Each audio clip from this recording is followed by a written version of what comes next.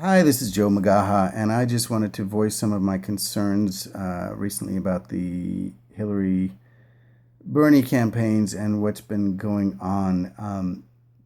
I wrote it down just because I want it to be concise and I want to be able to say what I have to say without having to think about it and without a lot of pauses and stumbling in the middle. Anyway, in 1985, I was a student on a year work study program in Israel called Year Course. During that year, we spent 2 months in Jerusalem where we took classes from Hebrew University. During that period, I was involved in a riot, which was more theater than anything else. Mayor Kahana, a right winger in Israel who wanted to drive all the Arabs out of the country, was speaking in front of my dormitory, the now defunct Bet Riklis on Mount Scopus.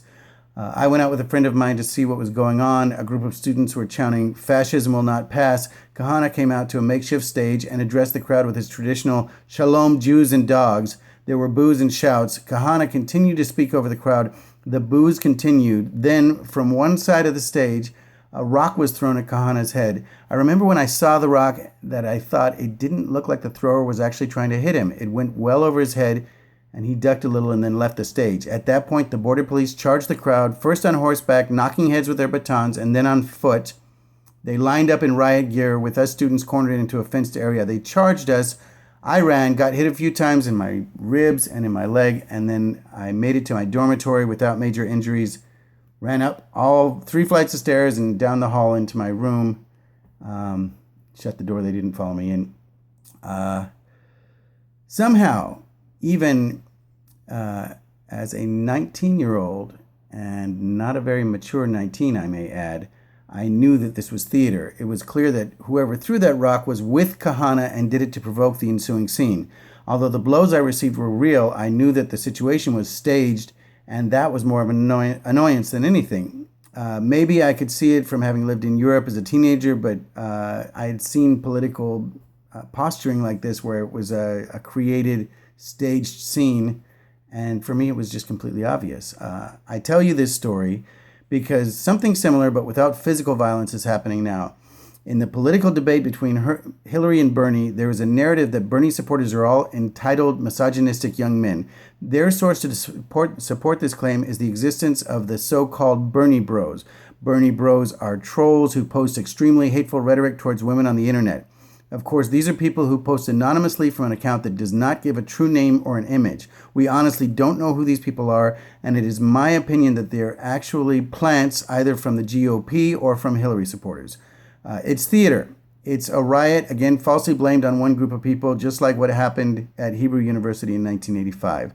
There may be a few true Bernie Bros, but if anything, they are copycats of these trolls who are well trained at offensive, incendiary language.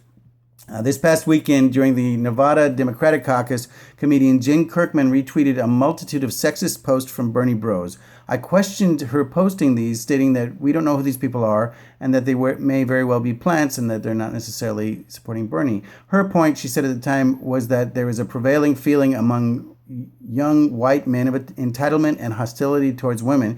She claimed at the time that she wasn't claiming that these were Bernie followers. That wasn't her point. Of course, after the caucus was over, Kirkman posted supportive tweets for Hillary. This was about the election, after all, not some commentary on society or our youth. This was more theater of politics that is being played regularly, usually by the right, but also by any establishment members. One has to wonder if Kirkman had someone advising her or if she came up with a scheme on her own. It was crafty but transparent when one reviews the timeline from beginning to end of the caucus. Kirkman probably did this following what she believed to be her true societal views, but nonetheless, she was disingenuous about her message. She manipulated the narrative with deflection and distraction. She did this all at the risk of losing some fans. She probably doesn't care. Even though she's not a household name, she has a strong fan base and has reached some landmarks in her career that show that she can draw an audience in any major city. I was a fan. I'm disappointed in her because of her deceptive way of handling the situation. I don't have a problem with a celebrity stumping for a candidate. Just don't pretend that you aren't when you are. It was clear when Sinatra stumped for Jack Kennedy that he supported him. He didn't attack people personally. Kirkman claimed that I and any other men that questioned her post didn't get it because I was looking at the situation from a place of power. These are the narratives of the Hillary campaign. Folks from the Hillary campaign are personally attacking anyone who disagrees with them, accusing them of sexism, bigotry, you name it. This goes hand in hand with tactics that the right wing has used for years to shut down anyone who disagrees with them. Are you anti American? America, love it or leave it. It's a non starter and it's fundamentally against what political discourse should be about. One should be able to voice an opinion supported by facts and not have to worry about their opponent attacking them personally, which is a distraction, putting you on the defensive so you focus on your own reputation rather than the facts you've already provided. I had an issue with a Democratic leader who lives abroad who actually pulled this on me as well, claimed that I didn't get the importance of having a first female president because I'm a man. Of course I get it, but it can't be any female president, and that was my point. It needs to be someone who's not taking money from the major banks and from prisons for profit. And I said that that's a matter of record. She disputed that. She said it's not and left the conversation. But that was after having personally attacked me and claiming that I wasn't, basically insinuating that I wasn't a feminist.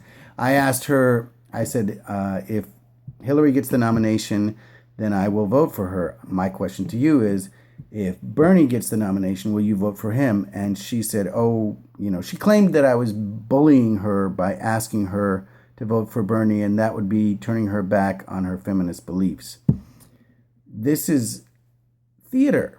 And it's frustrating to me because you can't have a conversation with someone who's talking past you or talking through you and not addressing the facts that you are putting forth. There are a lot of things I do like about Hillary, but there are a lot of concerns I have. And there are things that she's doing now that just ring of old school dirty trick politics. And it's really turning my stomach. That's my 2 cents. I know I try to be as concise as possible, and I'm still at over 7 minutes. My apologies. Positivity, either way, if Hillary wins, I don't think it's going to ruin the nation. I'm still positive about things. I just think things will be basically status quo. Not a whole lot will change, but she will at least hold the line. She's not going to change things in a major way, as far as I can see. That's my personal opinion. If you believe otherwise, that's your opinion, and I respect it, and I don't think anything negative of you personally because of it, and I hope that you don't judge me because of what I believe. Thank you very much.